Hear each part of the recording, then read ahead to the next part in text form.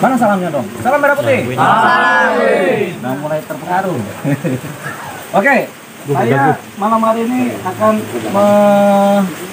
memberikan informasi dari pengacara Merah Putih, yaitu saya sendiri dan Pak Burhanuddin.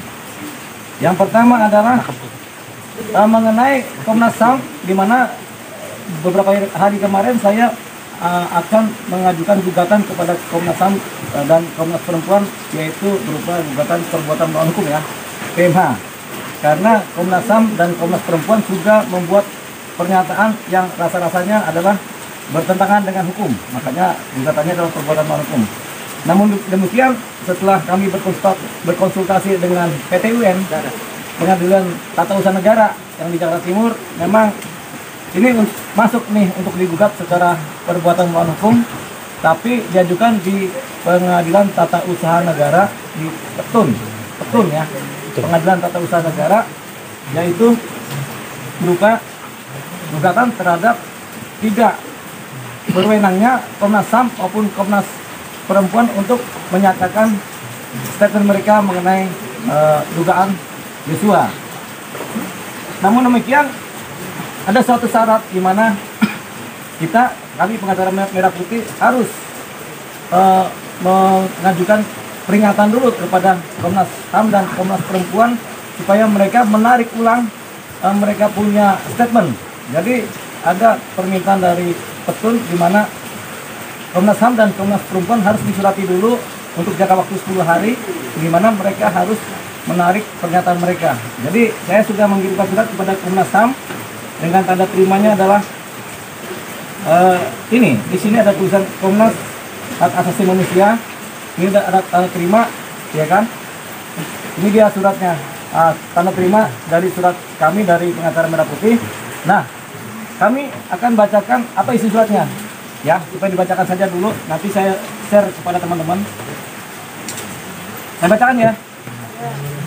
Jakarta, 9 September 2022, nomor surat 07-BTI-9/2022, lampiran perihal keberatan. Kepada yang terhormat Ketua Komisi Nasional Hak Asasi Manusia, Jalan Watu Harari nomor 4B RT 1 RW 4 Menteng, Kecamatan Menteng, Kota Jakarta Pusat, DKI Jakarta. Di tempat, dengan hormat, kami yang bertanda tangan di bawah ini dengan ini berkenan menyampaikan keberatan atas tindakan faktual yang dilakukan oleh Komnas HAM sehubungan dengan penyidikan kasus meninggalnya almarhum Brigadir Nofriansyah Joshua Huta Barat. Keberatan yang kami ajukan adalah sebagai berikut. 1. Bahwa kewenangan Komnas HAM sebagaimana diatur dalam pasal 89 ayat 3 Undang-Undang nomor 39/1999 tentang hak asasi manusia telah jelas diatur dalam ketentuan pasal 20 Undang-Undang nomor 26 2000 tentang peradilan HAM, bahwa kemudian dalam penyidikan meninggalnya almarhum Brigadir Nofriansyah Joshua Huta Barat, Komnas HAM telah bertindak melampaui kewenangan sebagaimana dimaksud di atas. Poin 2, bahwa kami menemukan fakta adanya pernyataan terbuka Komisi Hak Asasi Manusia yang dinyatakan melalui media pemberitaan mediadetik.com Kamis 1/9 dalam kutipan sebagai berikut. Komnas HAM menduga kuat peristiwa pembunuhan Brigadir Joshua Brigadir J didahului oleh peristiwa kekerasan seksual. Kekerasan seksual itu diduga dilakukan oleh Joshua terhadap istri Irjen Verdi Sambo, Putri Chandrawati di Magelang, Jawa Tengah. Kutipan, terdapat dugaan kuat terjadinya peristiwa kekerasan seksual yang dilakukan oleh Brigadir Joshua kepada saudara Putri Chandrawati di Magelang tanggal 7 Juli 2022. Kata Komisioner Komnas HAM BK Ulung Hapsara dalam jumpa pers di kantor Komnas HAM Menteng, Jakarta Pusat, Kamis 1/9. 3. Bahwa pernyataan ini masuk dalam kategori tindakan faktual Pide pasal 1 butir 8 junto pasal 87 Undang-Undang Administrasi Pemerintahan. Yang bentar ya. Yang melawan hukum.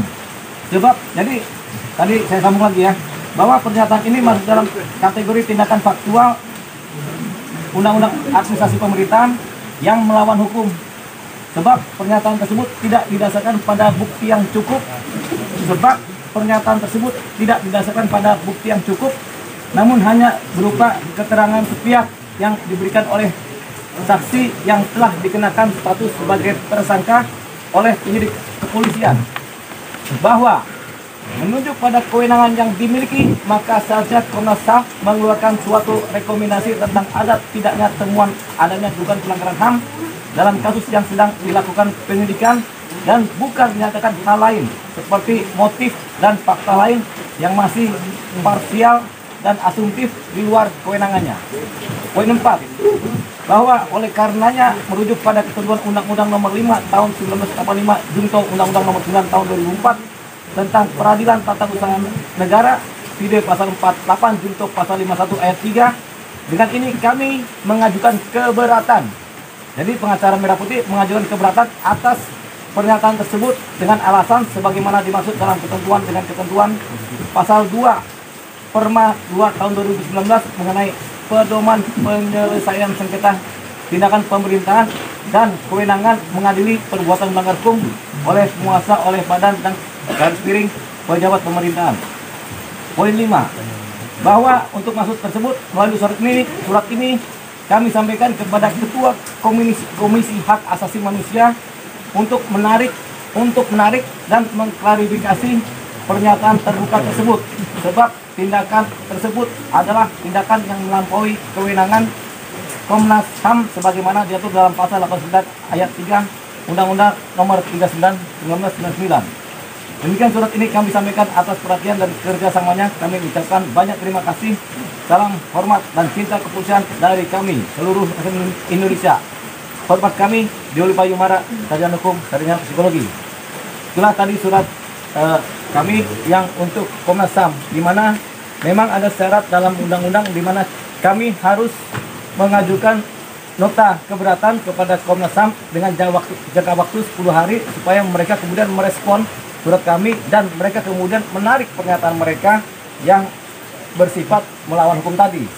Nah, kalau 10 hari kemudian dari tanggal hari ini, kan mereka sudah terima hari ini tanggal 9 September 2022. Kalau per hari ini sampai 10 hari ke depan sekitar tanggal 20 lah, mereka tidak ada respon dan tidak menarik mereka punya pernyataan, maka kami akan melakukan gugatan di Pengadilan Tata Usaha Negara dengan gugatan perbuatan melawan hukum.